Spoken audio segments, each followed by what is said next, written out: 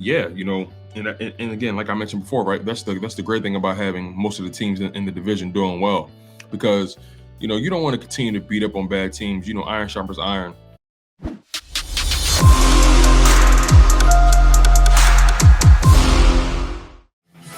Good morning, NFC East fans. It is a beautiful Wednesday morning. It's hump day. The Phillies are up 1-0. I can't be more excited for that. They have a chance to go up 2-0 going into Philly Friday. It's going to be a big weekend in the South Philadelphia Sports Complex. Tone the Shields, how you feeling today? I'm feeling good, Jeff. Like you said, it's going to be a big weekend in sports. Eagles, Cowboys, Phillies, Braves, and the NLDS. You know what I mean? These Sixers are, it seems like they have, some things cooking. Some things cooking, some things in the works. The team looks pretty good thus far, but it's only the preseason. But nonetheless, man, I'm so excited about football right now. Football is king, and man, these Cowboys, they're coming to town on Sunday, and it's NFC East. They're just in general looking like the beast of the East rather than the NFC least. Yeah, the beast of the East. They're the beast of football, Tone. I mean, it's starting to feel like a classic NFC East here. The NFC East, maybe not what you grew up with, but definitely when I was growing up, the NFC East had the Cowboys were good every year. The Eagles always were a thorn in their side. They would give them a game. The Giants were hit or miss. Washington was hit or miss. But in the early 90s, as probably a lot of our streamers here remember, the Cowboys were good. The Eagles were good. Washington was good. The Giants were good. Washington isn't good, but it does feel like the NFC East right now is the best division in football. And I actually had to write a piece for CBS Sports today telling why it's the best division in football after being the worst 2 years ago. And so what do you remember most about how bad the NFC East was just 2 years ago? Oh man, it was okay. So let's really think about this. Okay, 2 years ago, the Philadelphia Eagles only won 4 games. uh, I believe who won the division two years ago? The Washington Commanders with an 8-8 record or something like that. No, they weren't even 8-8. They were 7-9. So you were able to win this division without a winning record 2 years ago. Now the tables have turned. Eagles are finally back to relevance. Cowboys appear to be relevant. Giants have risen from the dead, like the Walking Dead, like zombies. They've just shocked everyone in terms of their victories, how they've won. But it's just something about the Giants. It doesn't feel legitimate to me. It just feels more so like, okay, they're taking advantage of their schedule, like us, of course, and they have a couple high quality victories. They beat the Packers. That's pretty big too. And the Washington Commanders, they just look like a shell of themselves. They look so out of sorts. Ron Rivera is calling out the quarterback, which is hilarious to me. Then he's backtracking, apologizing to the quarterback, but I think he meant what he said. You know what I mean? But overall, this division, 3 teams out of 4 are doing really well. What more can you ask for? The better the competition, the better the Philadelphia Eagles will be, right? So 2 years ago, and I still remember this like it was yesterday, when the Commanders were playing for the division title, they were playing against the Eagles on Sunday Night Football. The Eagles had 2 embarrassing Sunday Night Football games, by the way. But you remember the Eagles had the lead in the second half, and they decided, you know what? This game don't mean anything to us. We got 4 wins. We're playing for a better draft position, which they had every right to. They don't have to play for a victory. They can hand Washington the division if they want. And Joe Judge, with his 6-10 record, complaining of what the Eagles are doing, saying they were going to make the Eagles pay for that. Well, the Eagles are really good.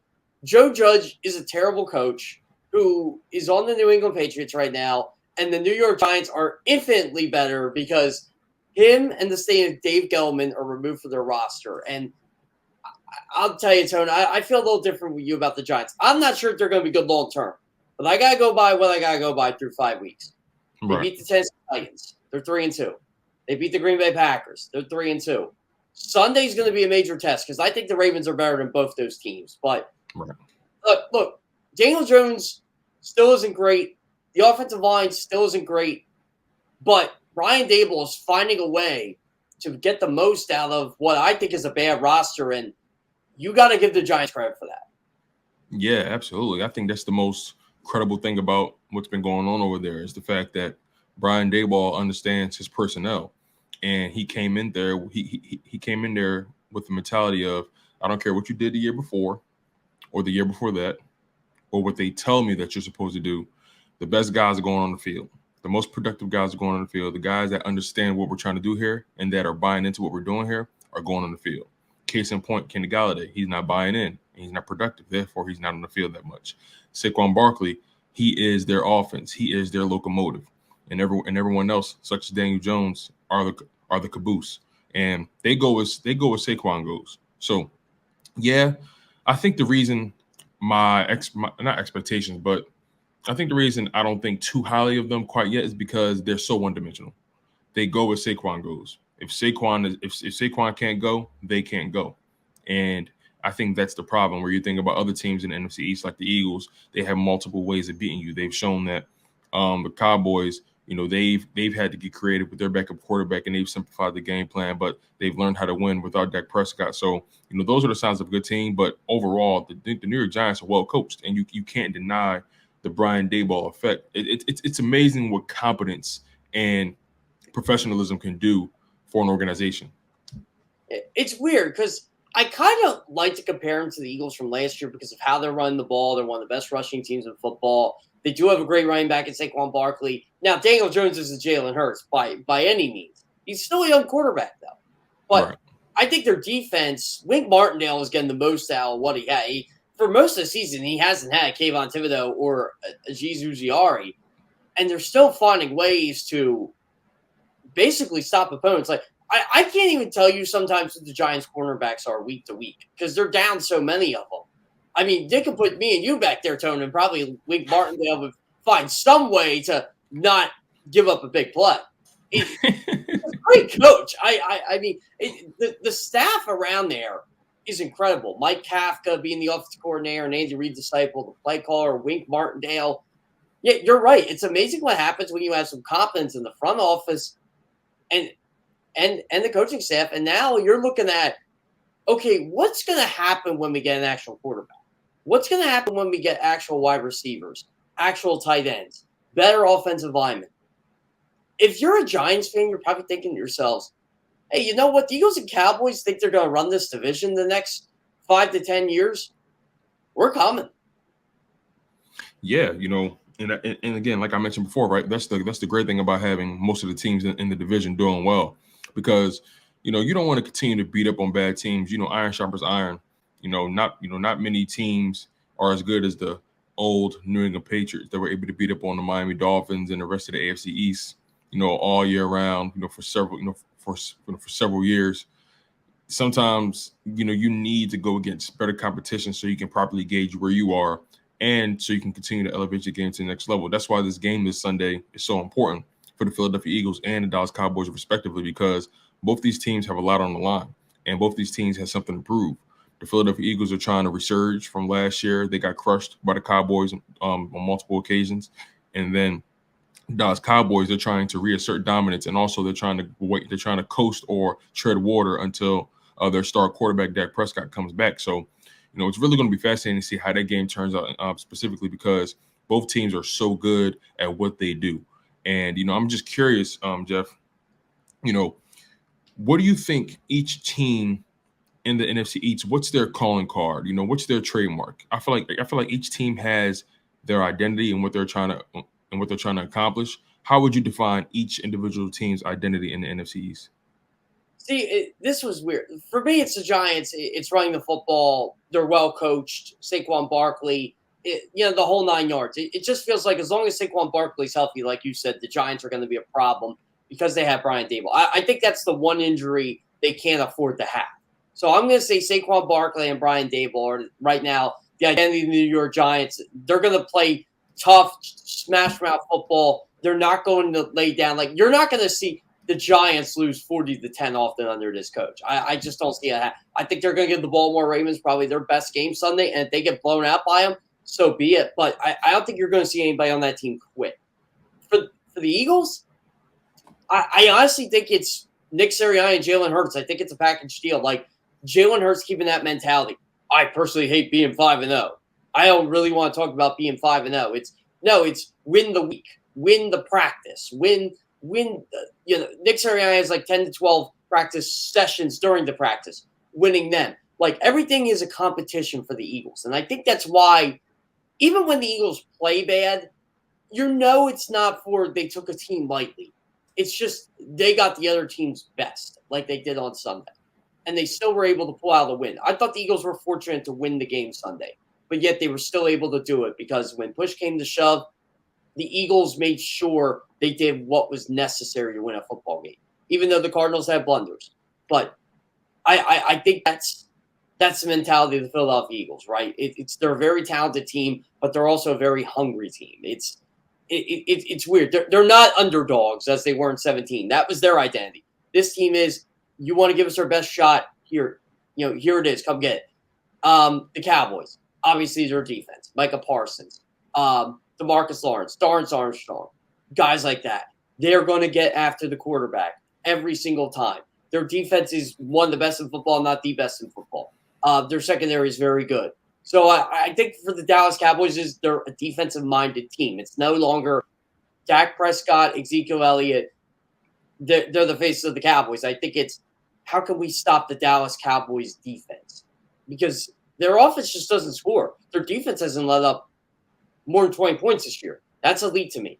And Washington, who the heck knows what their identity is? I mean, you got a head coach that's blaming the quarterback. You got guys out of position. They're more talented than what they should be. And here's an interesting thing, Tone. You know who has the toughest schedule remaining the rest of the season in all of football? The Commanders? Yeah. So it's not going to get any easier for them, is it? Yeah, I kind of led you into that. Here's one thing where the SEC is going to get tested. We keep saying they have an easy schedule. The Commanders have the toughest schedule remaining. And again, this is based on quality of opponents this year, their opponents' records. Cowboys are 4th, and the Eagles and Giants are 9th. So it's not like it's a walk in the park right now. Right. Yeah. I see what you mean. I'm so fascinated by the Cowboys and the Eagles because, I think about what the Cowboys do so well, and I also think about what the Eagles do so well. The Eagles run the ball extremely well. The Cowboys have a really strong front seven. And, that begs the question, how do the Eagles counter what the Cowboys do well? And you mentioned also that the Cowboys, they don't really score a lot of points, right? So, just to, shift the conversation forward a little bit, to Sunday's game, and we're going to flesh it out more and more as the week progresses. But, I'm thinking about how the Philadelphia Eagles take advantage of the Dallas Cowboys, and particularly Cooper Rush's limitations, right? What do you think the game plan should be for the Philadelphia Eagles on defense when it comes to limiting Cooper Rush? Because you said yourself, they don't really put up that many points. So is it just a matter of outscoring them? Is it, harassing Cooper Rush with, different blitzes and, different conflict schemes? Like, what's your game plan for dealing with Cooper Rush and those Cowboys on offense? I actually think the Rams kind of exposed it a bit. You got to get to Cooper Rush, and they have a guy in Aaron Donald that can do that. Well, the Eagles got multiple guys that can get to the quarterback. You got Fletcher Cox, you got Javon Hargrave. Jordan Davis is in that mix now, and that's just the interior. Son Reddick, Josh Sweat, Brandon Graham. The Eagles' defensive front is by far the best defensive front the Dallas Cowboys offensive line will see this year. They haven't been tested outside of the Rams, and now they're going to get it. And I think the Bengals have a good defensive front, but it's not like the Rams. And the Rams, it's Aaron Donald, Leonard Floyd, and whoever you want to throw in there, right? Well, they were able to get home, and Cooper Rush fumbled the ball twice. Rush may have some ball security issues. So the Eagles got to get to him. They can't let Rush get off the quick pass. And Dallas is going to counter by running the football, by the way. So I think we're going to see a lot of Jordan Davis on Sunday night. I really feel, though, it sounds simple, Tone. Get 25 points. And I don't think the Dallas Cowboys beat you. Yeah, it does sound simple, right? But somehow Jonathan Gannon finds a way to overcomplicate it. And you're right. I think Jordan Davis is going to be huge in this game. The Dallas Cowboys really rely on the running game right now. And look, we still really don't know who's going to start. I think it's going to be Cooper Rush, if I'm being completely honest with you. We haven't heard any updates about Dak, and I don't know. I just don't think his hand is right. I just don't think he's quite there yet. He's trending in the right direction, obviously, but I just don't think he's there yet. So I think it's going to be a Cooper Rush game. If I'm Jonathan Gannon, I'm harassing him. I'm sending 4, maybe 5. T.J. Edwards has been doing a really good job, getting through. He has about 2 sacks on the year. That's pretty good for him and what he does. So, I would love to see Jonathan Gannon start out with a blitz and just let those guys know we're coming for you. And Hassan Reddick has been hot. He's cooking right now. I think Hassan Reddick. I think this is going to be a Jordan Davis game, and it has to be a Hassan Reddick game on defense. And on the offense side of the ball, Jalen Hurts and those boys, they have a tall task. That's a really, really good defense they're going up against. But the Philadelphia Eagles are not the same offense as last year. They don't have the same limitations as last year. You have too many people to account for. And I know Trevon Diggs is that guy, Michael Parsons is that guy, DeMarcus Lawrence, so on and so forth. But, we know what Michael Parsons and DeMarcus Lawrence, we know what their job is. They're going to try to get to the quarterback.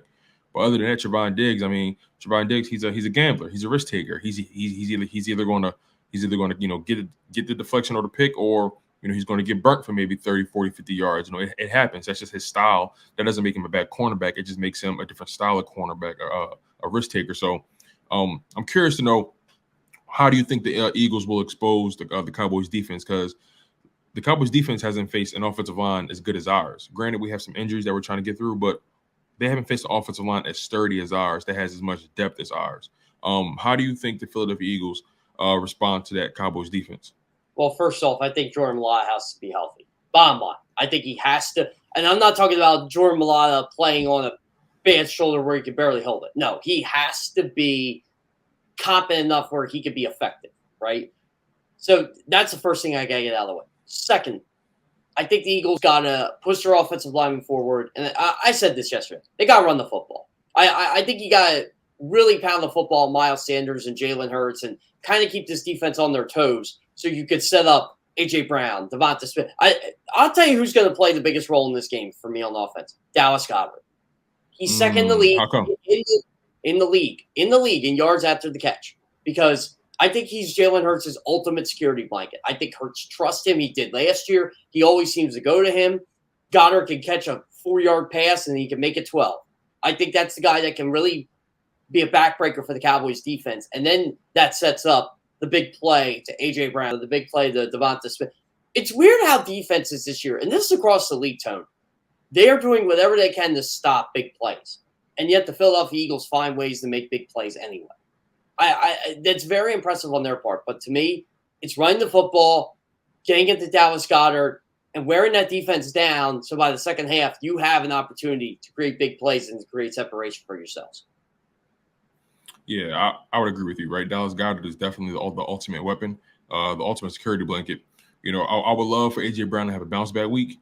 And I'm just going to be so fascinated by that matchup between him and Trevon Diggs, right? Trevon Diggs is one of the better corners in the league. A.J. Brown right now, top 5 in yards, so he's getting it done as well. So it's really going to be fascinating to watch. But I agree with you. I think this game has to start with the running game. I think you have to wear down that Dallas Cowboys front seven. You have to wear them down. So about time you get to that second half, those guys aren't really running on their second motor. Those guys barely can get to their third or their fourth motor. You know what I'm saying? Those guys are going to be struggling. Those guys are going to have their hands on their hips. You know what I'm saying? So I think it's going to be important for Shane Steichen, and I trust Shane Steichen to make adjustments. I think his weakest game plan was last week against Arizona, but I expect a bounce back game from him. I think they all know what's on the line here. But we have our guy Kevin Borlard in the green room. Super excited to hear what he has to say about this NFC East thus far. Any final thoughts before we get out of here, Jeff, until our break? I'll tell you what, Tony. Kevin's going to bring it today. I mean, the Giants are 4-1, so you're going to want to tune in to hear what Kevin has to say. That's all I got. Hey, absolutely, man. I feel you on that. Those Giants got a really big victory in London. So, man, make sure you guys keep it locked. You guys are locked in on Good Morning NFC East with Jeff Kerr. I'm your humble host, Tone. This just a second. Don't move, you guys. Keep it locked.